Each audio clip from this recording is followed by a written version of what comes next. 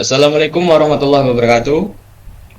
Saya selaku dari kelompok 2 akan mempresentasikan hasil kerja kelompok kami dengan judul Analisis Self Efficacy Mahasiswa melalui kemampuan presentasi di kelas.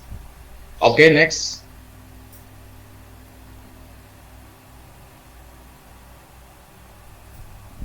Dengan anggota Vera Kusumawati, Rizky Rivaldi, Rana Setianingsi, Haula Afifa, Erifa Dewa Astuti, Fadel Ardiatama Moble, Ilham Sumahodi, Muhammad Arya D, Faris Habibur Rahman, dan Ahmad Zulfadli.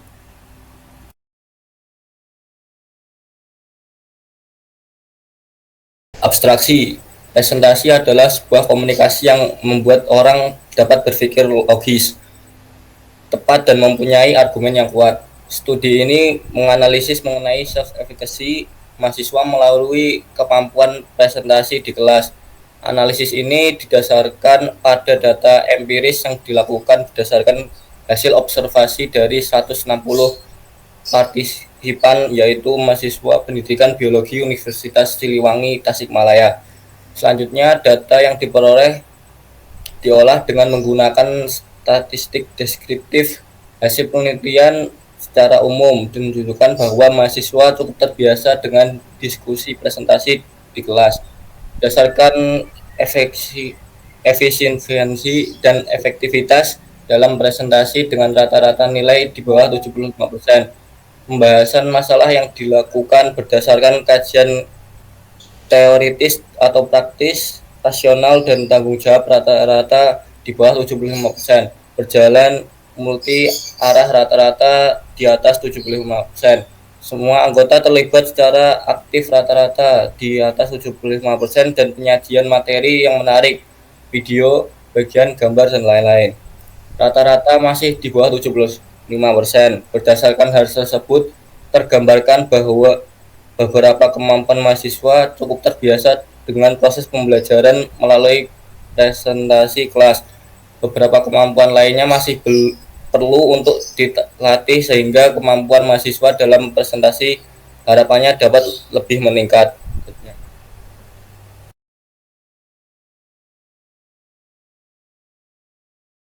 Lanjut, tujuan penelitian. 1. Menyelidiki korelasi antara kemampuan prestasi di kelas dengan tingkat self-efficacy mahasiswa. 2. Memberikan pemahaman yang lebih mendalam tentang penjauhan mana pengalaman presentasi dapat mempengaruhi keyakinan diri mahasiswa dalam konteks belajar dan situasi profesional di masa mendatang.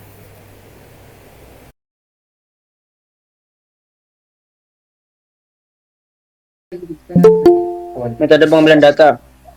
Sebanyak 160 partisipan mahasiswa yang mengikuti perkuliahan zoologi pada semester 6 dijadikan sebagai subjek penelitian.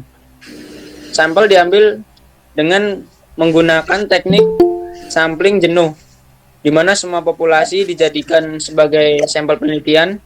Metode penelitian yang digunakan dengan teknik observasi untuk menganalisis efisiensi mahasiswa melalui hasil presentasi di kelas pada mata kuliah zoologi invertebrata.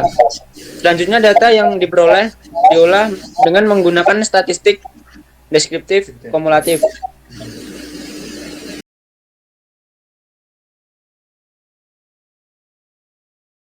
Hasil dari metode penelitian dapat disimpulkan bahwasanya data yang diambil bersifat statistik deskriptif. Hasil penelitian berupa deskripsi umum, analisis self-efficacy mahasiswa melalui kemampuan presentasi di kelas secara umum. Dapat digambarkan hasilnya pada gambar 1. Di sini terdapat 5 indikator. Indikator pertama, prinsip efisiensi dan efektivitas. Indikator kedua, pembahasan kajian teoritis, rasional, tanggung jawab. Indikator ketiga, ada interaksi, pembicara dengan keterlibatan audiens. Indikator keempat, semua anggota yang terlibat secara aktif. Kemudian indikator kelima, penyajian materi yang menarik, video, gambar, atau mungkin PowerPoint dan lain-lain.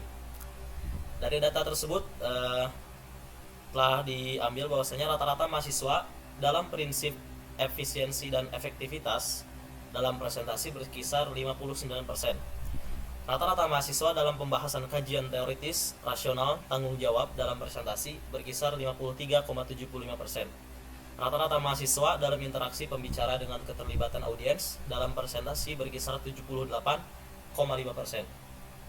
Rata-rata mahasiswa dalam semua anggota yang terlibat secara aktif dalam presentasi berkisar 81,75%.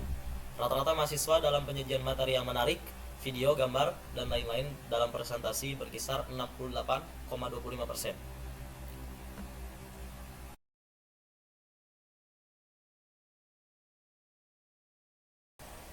Ya, mulai. Oke, kesimpulan dalam rangka mengidentifikasi hubungan antara kemampuan presentasi di kelas dan tingkat self-efficacy mahasiswa, penelitian ini menyoroti pentingnya keterampilan presentasi terhadap keyakinan diri mahasiswa. Hasil penelitian menunjukkan adanya korelasi positif yang signifikan antara kedua faktor tersebut. Menyadari signifikansi hubungan ini, pembangunan keterampilan presentasi tidak hanya berdampak pada pencapaian akademis, tetapi juga pada peningkatan percaya diri mahasiswa secara luas. Studi lebih lanjut dan pengembangan strategi pembelajaran yang lebih baik dapat memperkuat hubungan ini serta meningkatkan pengalaman pembelajaran mahasiswa.